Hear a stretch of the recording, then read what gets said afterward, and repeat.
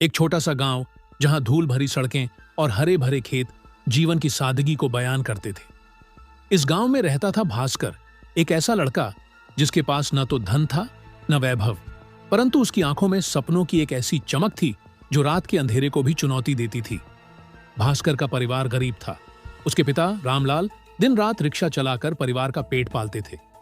मां सावित्री घर संभालती और पड़ोसियों के खेतों में काम करके कुछ अतिरिक्त पैसे जोड़ती थी। भास्कर का बचपन सादगी और संघर्ष के बीच बीता। सुबह वह गांव के छोटे से विद्यालय में पढ़ने जाता और दोपहर को अपने पिता के साथ रिक्शा चलाने में हाथ बंटाता।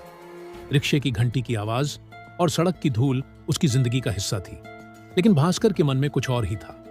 वह रात को मिट्टी के तेल के दीपक की मध्यम रोशनी में किताबें पढ़ता और सपने देखता, ऐसे सपने जो गांव की तंग गलियों और रिक्शे की सीट से कहीं बड़े थे। वह चाहता था कि एक दिन वह अपने माता पिता को वह सुख दे जिसके लिए उन्होंने जीवन भर मेहनत की थी। भास्कर का जीवन तब तक सामान्य चल रहा था जब तक उसकी मुलाकात शालिनी से नहीं हुई। शालिनी रायगढ़ के एक बड़े व्यवसायी श्यामलाल सेठ की इकलौती बेटी थी। वह न केवल सुंदर थी बल्कि उसकी आंखों में एक आत्मविश्वास था जो अमीरी की देन था। भास्कर और शालिनी एक ही विद्यालय में पढ़ते थे। हालांकि शालिनी के लिए वह विद्यालय केवल एक औपचारिकता थी, क्योंकि वह निजी शिक्षकों से पढ़ाई करती थी। भास्कर को शालिनी से पहली नजर में ही प्रेम हो गया। उसकी सादगी, उसकी मुस्कान और उसका आत्मविश्वास भास्कर को अपनी ओर खींचता था। वह जानता था कि वह एक रिक्शा वाले का बेटा है और शालिनी एक ऐसी दुनिया से आती है जहां धन और रुतबा बोलता है। फिर भी उसके दिल ने उसकी हिम्मत को बढ़ावा दिया। एक दिन स्कूल के बाद जब सूरज ढल रहा था और गांव की गलियां शांत हो रही थीं, भास्कर ने हिम्मत जुटाकर शालिनी से अपने दिल की बात कही। शालिनी, मुझे तुमसे कुछ कहना है, भास्कर ने कांपती आवाज में कहा। उसका चेहरा लज्जा और उत्साह से लाल हो रहा था। शालिनी ने उसकी ओर देखा और उसकी आंखों में एक ठंडक थी। क्या बात है भास्कर, जल्दी बोलो, मुझे देर हो रही है। मुझे तुमसे प्रेम हो गया है शालिनी। मैं जानता हूं कि मैं एक गरीब परिवार से हूं, लेकिन मैं वादा करता हूं कि एक दिन मैं तुम्हें वह सब दूंगा जो तुम चाहती हो। शालिनी के चेहरे पर एक क्रूर हंसी उभरी। उसने भास्कर को ऊपर से नीचे तक देखा, जैसे वह कोई तुच्छ चीज हो। प्रेम? तुम और प्रेम? एक रिक्शा वाले का बेटा मेरे बारे में सोच भी कैसे सकता है? अपनी औकात देखी है कभी भास्कर? जाओ अपने रिक्शे की सैर करो और मेरे सामने दोबारा ऐसी बात करने की हिम्मत मत करना। ये शब्द भास्कर के दिल में तीर की तरह चुभे। वहां खड़े खड़े वह पत्थर सा बन गया। शालिनी की हंसी और उसके शब्द उसके कानों में गूंज रहे थे। वह चुपचाप घर लौट आया। उस रात जब गांव सो चुका था, भास्कर अपनी छोटी सी खाट पर बैठा चुपके से रोया। उसकी मां ने उसे देख लिया, लेकिन कुछ पूछा नहीं। वह जानती थी कि उसका बेटा कुछ बड़ा सोच रहा है। शालिनी के शब्दों ने भास्कर को तोड़ा नहीं, बल्कि उसके भीतर एक आग जला दी। उसने उसी रात ठान लिया कि वह अब केवल जीने के लिए नहीं जिएगा। वह कुछ ऐसा करेगा कि दुनिया उसे याद रखे। वह अपने माता पिता को गर्व का वह क्षण देगा जिसके लिए उन्होंने जीवन भर मेहनत की थी। अगली सुबह भास्कर अपने पिता के पास गया। रामलाल रिक्शे की मरम्मत कर रहे थे। भास्कर ने उनके कंधे पर हाथ रखा और कहा, बाबा, अब मैं केवल आपकी मदद नहीं करूंगा, मैं अपनी किस्मत खुद लिखूंगा। रामलाल ने अपने बेटे की आंखों में देखा। उन आंखों में एक जुनून था जो उन्होंने पहले कभी नहीं देखा था। उन्होंने भास्कर का माथा चूमा और कहा, जा बेटा, मेहनत कर, तेरी लगन ही तेरा भाग्य है। उस दिन से भास्कर का जीवन बदल गया। उसने अपनी पढ़ाई पर और ध्यान देना शुरू किया। वह दिन में कॉलेज जाता, जहां उसने विज्ञान और गणित में उत्कृष्ट प्रदर्शन किया। दोपहर में वह रायगढ़ के एक छोटे से होटल में वेटर का काम करता और रात को जब गांव सो जाता, वह अपनी किताबों में डूब जाता।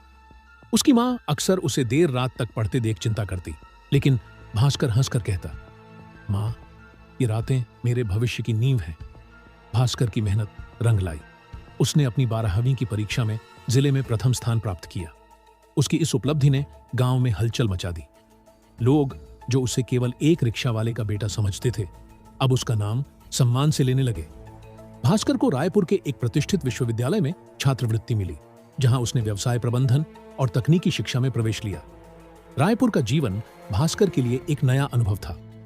यहाँ की चकाचौंध, ऊंची इमारतें और लोगों की आपाधापी उसे अजनबी लगती थी, लेकिन उसने हार नहीं मानी। वह दिन में कॉलेज जाता और रात को एक छोटे से ढाबे पर काम करता।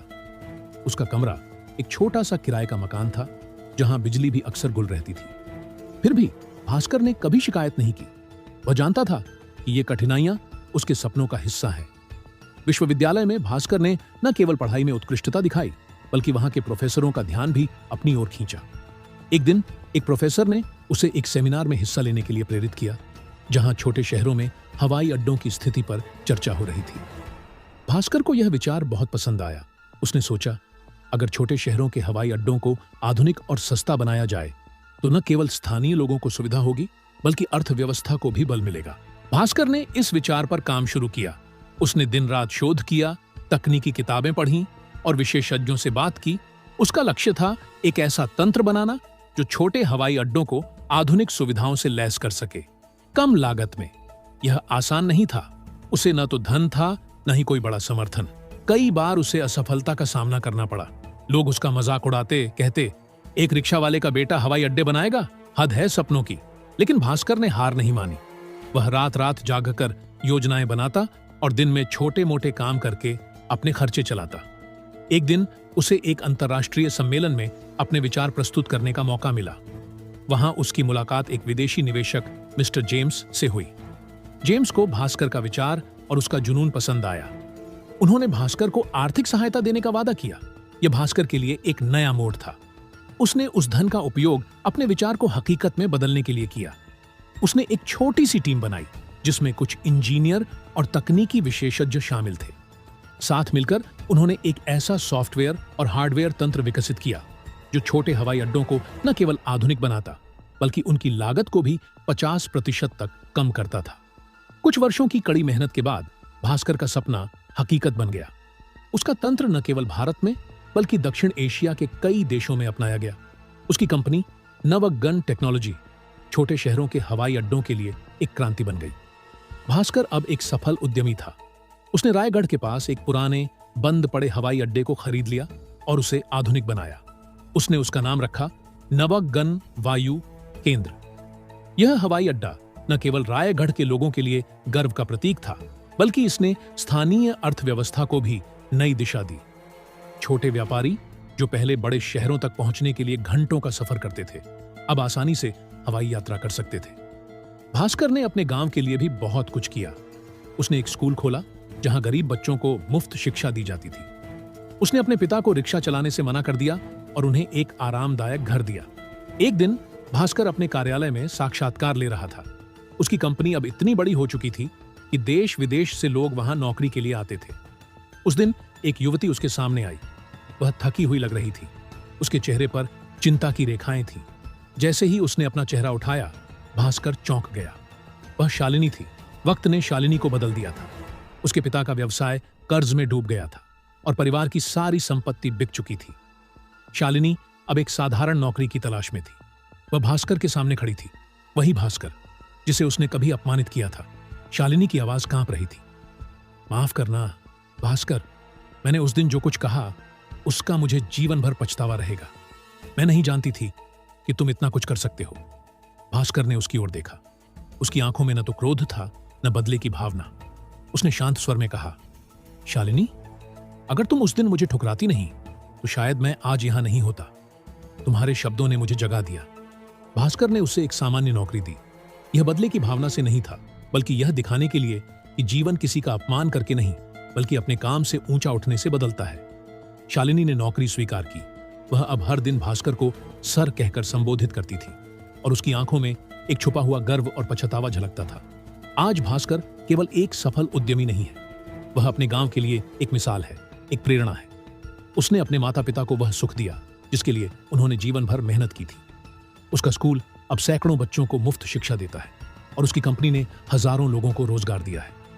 भास्कर की कहानी उस हर इंसान की कहानी है जो गरीबी की रेखा से शुरू करता है, लेकिन अपने सपनों को हकीकत में बदलने की हिम्मत रखता है। उसने दिखाया कि अपमान, असफलता और कठिनाइयां इंसान को तोड़ नहीं सकती अगर उसके पास मेहनत और लगन का हथियार हो। आज जब भास्कर अपने हवाई अड्डे के रनवे पर खड़ा होता है और आसमान में उड़ते विमानों को देखता है, तो उसे अपने गांव की वह धूल भरी सड़कें याद आती हैं जहां वह रिक्शा चलाता था। वह मुस्कुराता है क्योंकि वह जानता है कि उसने न केवल अपनी किस्मत बदली, बल्कि अपने गांव और अपने लोगों की जिंदगी को भी एक नई उड़ान दी है। भास्कर अब केवल एक नाम नहीं, बल्कि हर उस सपने का प्रतीक है जो गरीबी से निकलकर सितारों की ओर बढ़ना चाहता है। उसकी कहानी हमें सिखाती है कि जीवन में कोई भी लक्ष्य असंभव नहीं, अगर आपके पास हिम्मत, मेहनत और एक जलता हुआ सपना हो। यह कहानी न केवल भास्कर की जीत की कहानी है, बल्कि यह हर उस व्यक्ति को प्रेरित करती है जो अपने सपनों को हकीकत में बदलना चाहता है। यह हमें सिखाती है कि जीवन में असफलताएं और अपमान हमें तोड़ने नहीं, बल्कि हमें और मजबूत बनाने के लिए आते हैं। भास्कर की कहानी एक ऐसी मशाल है जो हर अंधेरे रास्ते को रोशन कर सकती है।